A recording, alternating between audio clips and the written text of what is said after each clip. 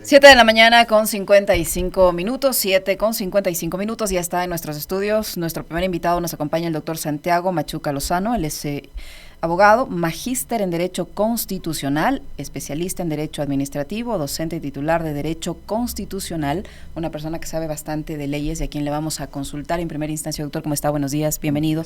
Le saludamos a Alexis Moncayo, quien le habla a Licenia Espinel. Gracias por estar en el espacio de Punto Noticias en su primera emisión. ¿Qué tiene que hacer ahora el registro oficial? Perdone que empiece por esto, que es lo que a todos nos ha dejado pues con la boca abierta, digo yo, porque uno esperaría que la primera autoridad del Estado respete la ley, respete la Constitución, respete las otras funciones del Estado.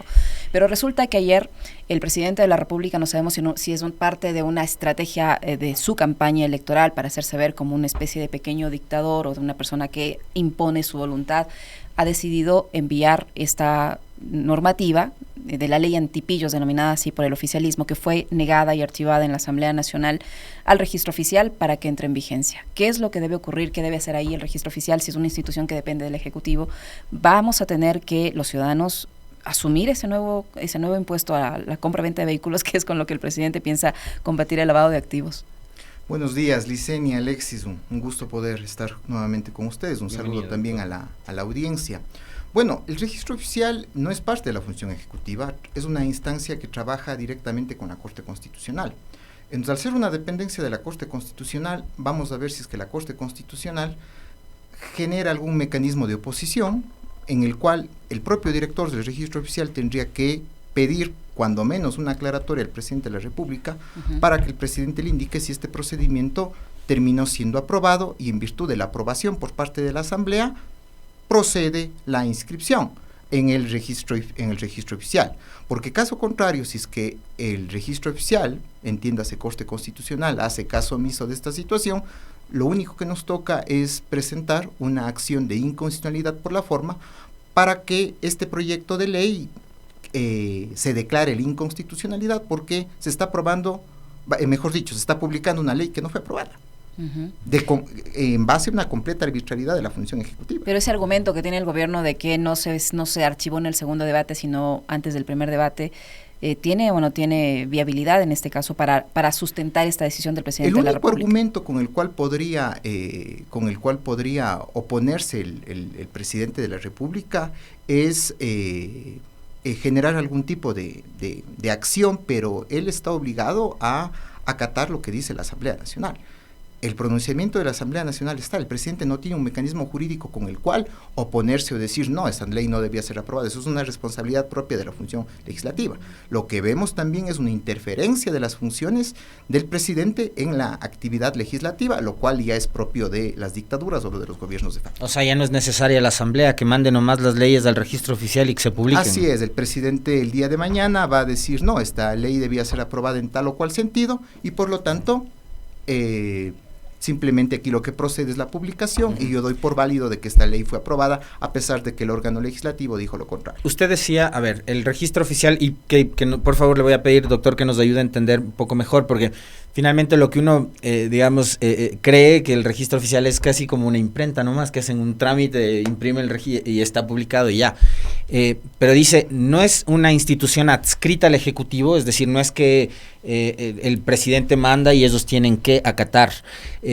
Pero antes de que se publique en el registro oficial, los jueces de la Corte Constitucional, ¿qué pueden hacer? Antes de llegar, digamos, a este momento que nos anticipaba usted es necesario presentar una acción de inconstitucionalidad, que también nos va a explicar cuánto tiempo podría tomar hasta que exista una decisión de los jueces, pero ahora mismo los jueces, ¿qué pueden hacer? ¿Se van a sentar los 9 jueces constitucionales a debatir sobre si se deja o no que se publique? Entendería que no. Esta es una instancia administrativa por fuera de lo jurisdiccional y en este caso el director del Consejo del Registro Oficial, cuando menos le decía, debería pedir una aclaración a la función ejecutiva para que se le indique si es que esta ley que se pretende ser publicada, este proyecto de ley que pretende ser publicado, ha cumplido el trámite normal. Es decir, si ha sido aprobado, si es que el presidente cuál fue el estado para proceder, porque prácticamente aquí lo que tenemos es una decisión legislativa que archiva el proyecto. Entonces, si hay una contradicción, lo menos que tiene que hacer el director del registro oficial es decir, miren, yo tengo esta confusión, acláreme, presidente, porque quiere que yo publique algo que fue negado y archivado. Algo que fue archivado por el órgano legislativo, ¿sí? Pero, digo yo, o sea, tomando en cuenta el mal precedente que se está generando, los jueces de la Corte Constitucional deberían dejar esa actitud un poco de pereza infinita y actuar y decir, bueno, o sea, usted, señor presidente, usted, señora asamblea, lo que sea, tiene sus funciones y cada uno debe respetar sus funciones. Usted no puede hacer lo que está haciendo, porque usted tiene que respetar lo que hace la asamblea y usted no puede mandar una ley directamente porque se le antoja, porque la quiere imponer. Mire, parte de la culpa en todo el descalabro institucional y la inseguridad jurídica la tiene la Corte Constitucional. La Corte Constitucional, por decirlo menos, tiene una actitud tibia frente al poder. Y eso se demostró antes del feriado en 3 causas que fueron claves en situaciones de orden político en donde está involucrado el Ejecutivo. El caso Abad, el caso Abad, Topic. interpretación constitucional, en donde la Corte dice sí, pero no. Es decir, niego, ambiguo, pero sí hago una interpretación. Pero si estoy negando, el efecto práctico es que le resto alguna efectividad a la aplicación y observancia directa de esta acción de interpretación constitucional. Caso Topic, cuando la Corte Constitucional es la que abre esta regla del 62, numeral 7 de la Ley Orgánica de Garantías, que dice que no proceden acciones extraordinarias de protección sobre decisiones que emanan del Tribunal Contencioso Electoral en época electoral. Entonces, ¿y el tercer caso? Y el tercer caso es la inadmisión de una acción de inconstitucionalidad contra el acto administrativo con efectos generales que nombra o que designa a la presidenta encargada, esta señora. Vía decreto, que se elige la vicepresidenta. Que se elige la vicepresidenta. Entonces la Corte está muy bien, gracias. ¿Sí? Parece que con la Corte no es. Y la Corte prácticamente lo que hace es, con eso, legitimar y ser prácticamente una institución condescendiente a los intereses del Ejecutivo. Una cosa que dice la Asamblea Nacional a través del comunicado, en el cual, interesante cómo lo titulan, ¿no? Lo del apagón jurídico, a propósito de los apagones energéticos.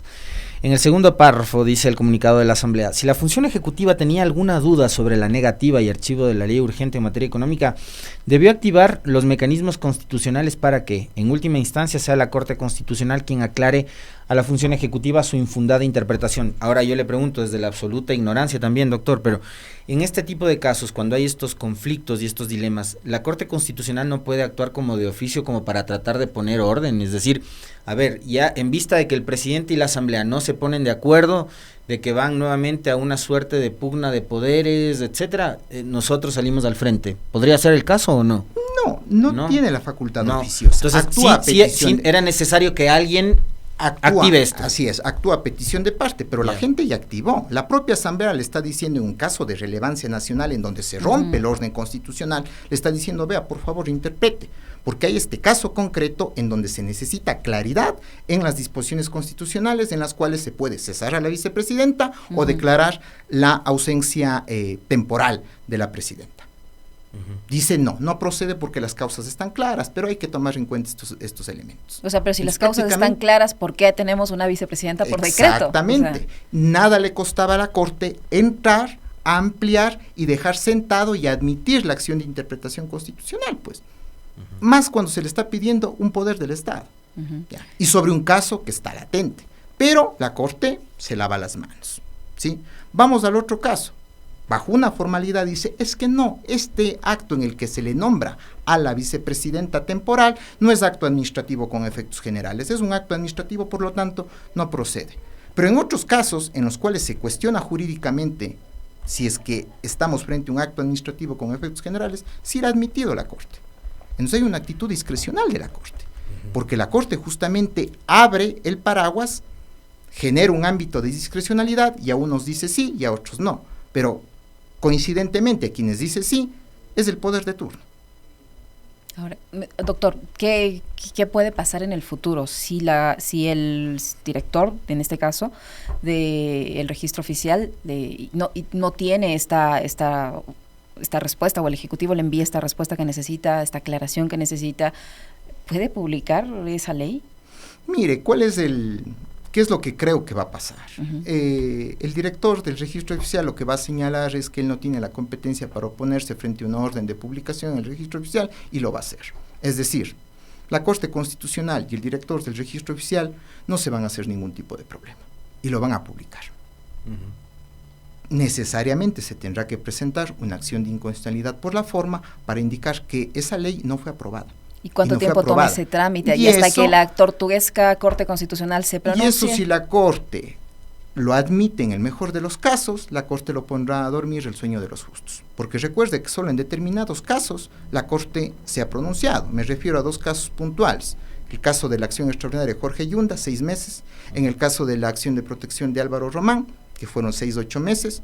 El resto, por lo general, las causas demoran entre 2 y 3 años. Entonces eso lo pondrá a dormir y nada pasa. O sea, y mientras tanto, los ciudadanos que traten de comprar o vender un vehículo usado ya tienen que hacerse la idea de pagar el impuesto. Mientras no exista Corte Constitucional en este país, y mientras se nos quiera vender la idea de una Corte Constitucional de lujo que no lo es, las arbitrariedades que se materializarán desde el poder son infinitas. Ahora, doctor, usted habrá revisado el contenido de esta famosa ley que el gobierno ha denominado antipisos. ¿En qué ayuda a combatir el lavado de activos el ponerle impuestos a la gente a la hora de comprar y vender un carro usado? Prácticamente aquí el Ejecutivo lo que ha tratado es en múltiples cuerpos normativos ir camuflando también la expedición de tributos. Y eso no solo ha pasado con esta ley. Esta ley es una ley tributaria, no tiene nada en el ámbito de la lucha contra el lavado de activos. Es recaudatoria. Es recaudatoria, es eminentemente recaudatoria, creación de tributos, pero aquí lo se trata es de generar una especie de frame para hacerle creer a la gente que están combatiendo el narcotráfico. Una especie de máscara para que la gente diga, sí, es oportuno la actuación, estamos haciendo algo, y más aún en época electoral. Entonces, esta norma no tiene nada, porque si es que nosotros vamos al ámbito de la protección o de la lucha contra el lavado de activos, más allá del endurecimiento de penas, lo que tenemos que generar es que una institucionalidad responda y se ponga a investigar estos supuestos En este caso, ¿qué institucionalidad? Una institucionalidad como, por ejemplo, la unidad de análisis financiero. ¿Qué fortalezas tiene? ¿Cómo doy más fortalezas? ¿En qué sectores está obligado a intervenir la unidad de análisis financiero? Que no lo ha hecho, por ejemplo. La super de bancos. Entonces, aquí hay prácticamente la unidad de análisis financieros y también, por ejemplo, la Superintendencia de Economía Popular y Solidaria. Por el caso de las Superintendencia de Compañías también. La Superintendencia de Compañías. Porque hemos tenido empresas de narcos que estaban prestándole servicios al Estado. Es decir, la unidad de análisis financiero en materia de lavado de activos es la que tiene que generar una estrategia institucional con distintas instituciones del Estado, con el objeto también de conseguir resultados en este tema. No solo preventivos, sino también de denuncia y de judicializar este tipo de situaciones que prácticamente coadyuvan a todo el sistema de delincuencia organizada en el Volvamos al tema de la Corte Constitucional, doctor, porque usted ayer a través de sus redes sociales le daba a conocer al país, a los medios de comunicación, una denuncia por efecto de que menciona que como un acto de represalia y retaliación por haber presentado una acción de acceso a información pública en contra de la Corte, le han desconocido como veedor calificado para la selección de nuevos jueces de la Corte Constitucional. ¿Qué pasó? Cuéntenos los antecedentes y en qué justifican el hecho de haberle desconocido como veedor de este proceso. Yo postulo para la veeduría, que será la encargada de realizar la fiscalización social y el proceso de acompañamiento al proceso de renovación parcial de la Corte Constitucional. Eso lo hago y la comisión calificadora conoce mi inscripción, me manda a aclarar y a completar una serie de requisitos, lo hago y mediante resolución, 1 CCRCC 2024, en el artículo 1 resuelve calificar y aceptar e inscribir mi postulación a la veeduría y me califica como veedor calificado. Incluso en el artículo 3 ordenan que se me entregue la información y se me permita acceder al proceso. A partir de esta calificación de 30 de octubre del año 2024, yo empiezo a ejercer mis labores y empiezo a solicitar una serie de información, y a solicitar también y a pedir que se me permita estar presente en las deliberaciones de la comisión calificadora y en otras reuniones o sesiones de esta comisión calificadora en todo el proceso de renovación parcial.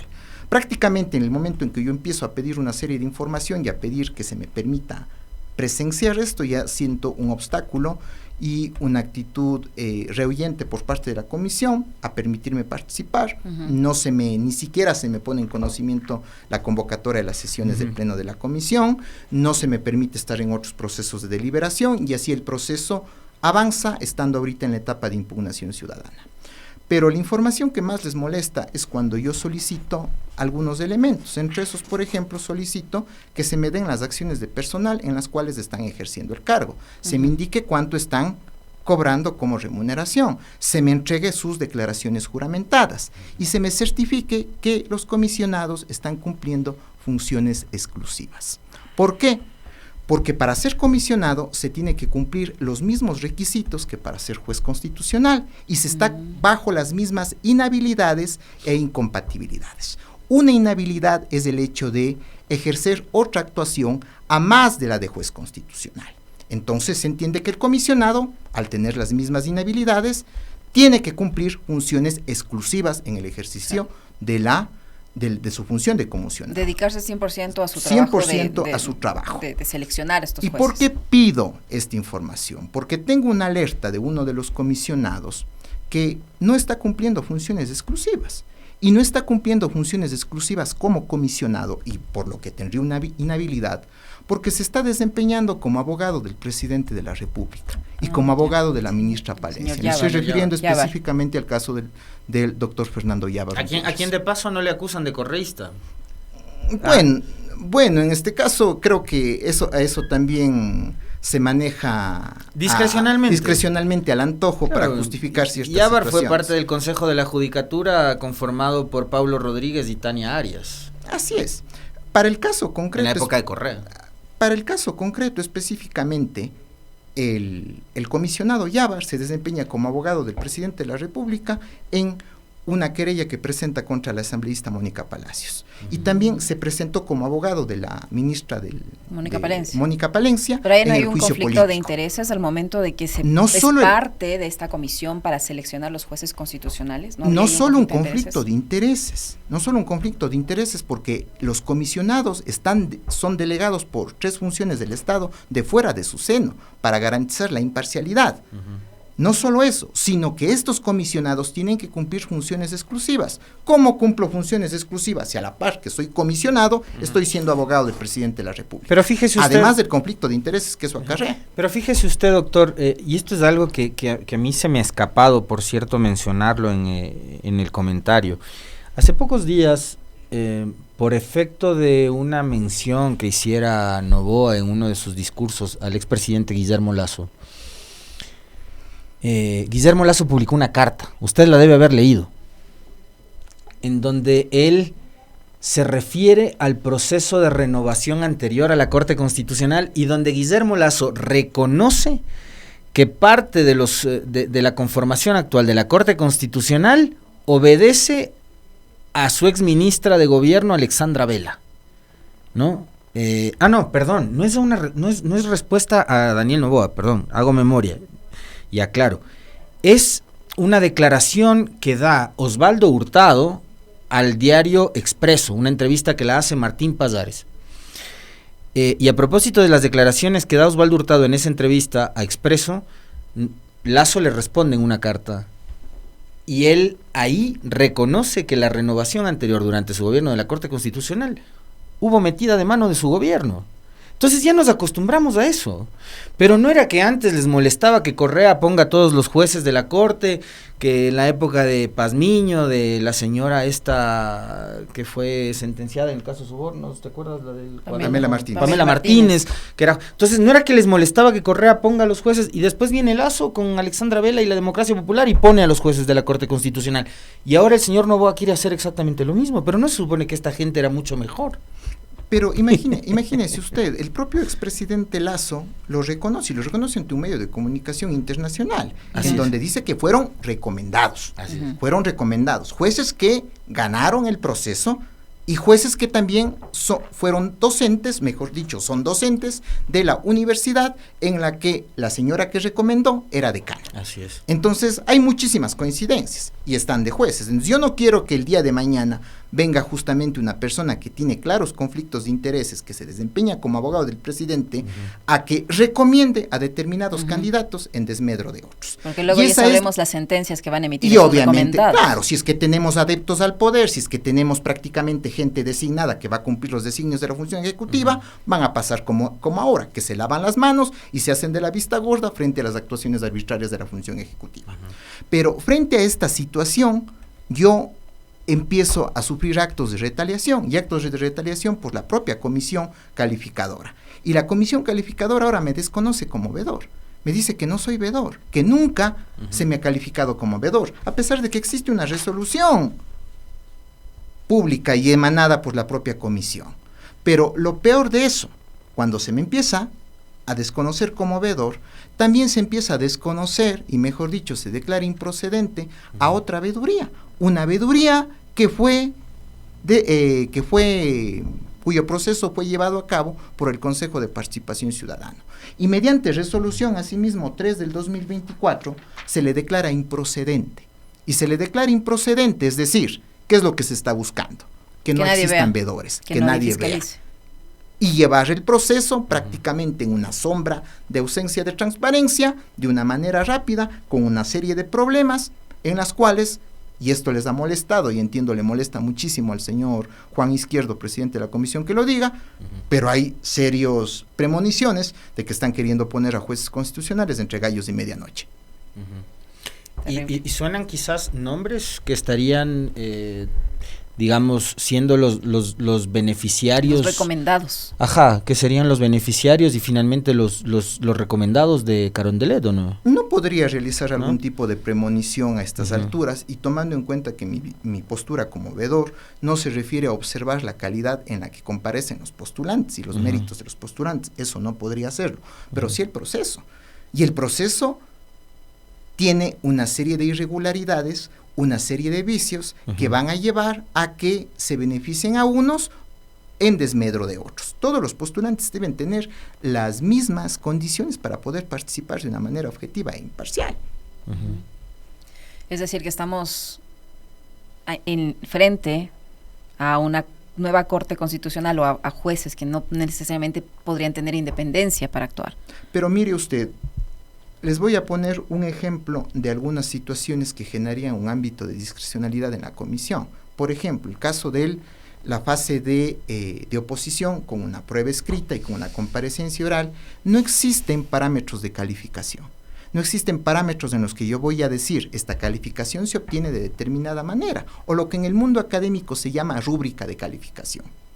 Si en la comparecencia oral yo no tengo una rúbrica de calificación en donde le diga al postulante le pongo tal puntaje por esto o tal puntaje por el otro, la calificación se vuelve discrecional. Y se vuelve discrecional porque a uno le puedo poner una calificación y a otro no. Ahí va a venir el ámbito del favoritismo. Pues. Entonces, y hay experiencias de eso. Ya hay muchísimas experiencias, pero eso no les gusta que se les diga, eso no les gusta que se les reclame, y por eso empiezan a tomar este tipo de actuaciones, frente a lo cual se tendrán que ejercer una serie de medidas. Pero, a ver, y más allá de la participación de gente como Yabar, que digamos tiene esos vínculos, esos nexos tan cercanos con Carondelet, el procedimiento para la designación de los nuevos jueces está arreglado, está normado, digamos, está establecido plenamente y se están siguiendo esos pasos o también, digamos, se están inventando los procesos. Por ejemplo, algo que siempre se les reclamó desde el comienzo de la comisión es que no había un instructivo para la elaboración de la prueba escrita, cómo se iban a conformar las preguntas, cómo se iban a estructurar las preguntas, quién iba a revisar las preguntas, la forma en cómo se toma el examen. Igual caso de la comparecencia oral. Se ha creado ya un instructivo, pero un instructivo que tiene falencias completamente y en donde no se garantiza la transparencia. ¿Ya? Qué lamentable. Entonces, vamos a tener prácticamente sesiones reservadas de comparecencia oral en donde se les van a asignar los puntajes. Y vamos a tener también próximamente, porque la fase de impugnaciones ciudadanas vence el 11 de diciembre. Mañana. Y esta fecha, en el cronograma publicado en la página de la Función de Transparencia, no detalla exactamente las fechas de inicio y de culmen. Entonces, esto también genera confusión en la ciudadanía. Bueno. Para finalizar, doctor Machuca, ¿usted sigue o no sigue siendo veedor? Si usted tiene esa resolución, con esta negativa, con esta serie de impedimentos que le ha puesto la comisión, ¿en qué queda su accionar como veedor? Bueno, yo presentaré y seguiré cumpliendo las funciones de veedor porque existe un acto administrativo que me califica y que me acredita en este sentido. Y este acto administrativo, mientras no sea revocado por los procedimientos que establece el ordenamiento jurídico, está vigente y sigue produciendo defectos. Por lo tanto, si persiste esta actuación de desconocimiento, que creo que la habrá, en las próximas horas presentaré una acción de protección en contra de la comisión calificadora. Entiendo que los veedores calificados por el Consejo de Participación, al haberse negado su participación y al descalificarles y desacreditarles, están también iniciando las acciones pertinentes. Pero esto no generan los veedores en el ánimo y lo que ha dicho el señor Juan Izquierdo respecto de que estamos ejecutando acciones para dilatar el proceso. No, estamos ejecutando acciones para garantizar la transparencia y parar las arbitrariedades de los comisionados. Muy bien, muchísimas gracias por visitarnos. Gracias, doctor Machuca, muy Alexis. gentil. El doctor Santiago Machuca Lozano, magíster en Derecho Constitucional y veedor de la renovación de la Corte Constitucional, que ha estado con nosotros, 8:21 minutos.